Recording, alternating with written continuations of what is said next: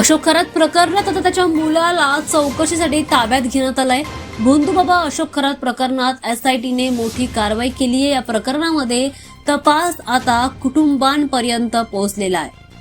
खरातची बायको कल्पना खरात ही फरार आहे आणि त्यांचा मुलगा हर्षवर्धन खरात याला पोलिसांनी चौकशीसाठी ताब्यात घेतलंय. या कारवाईमुळे आता प्रकरणाच्या पुढील टप्प्याची दखल घेतली जाते.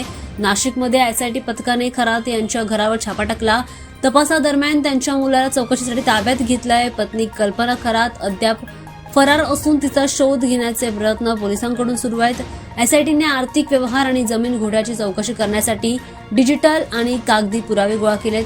अशोक खरात यांच्यावर फसवणूक, जमीन बळकावणे आणि लैंगिक शोषणाचे गंभीर आरोप देखील करण्यात आले आहेत. या प्रकरणामध्ये अंदाजे 10 कोटी रुपयांचा जमीन घोटाळा असल्याचा संशय पोलिसांनी व्यक्त केलाय.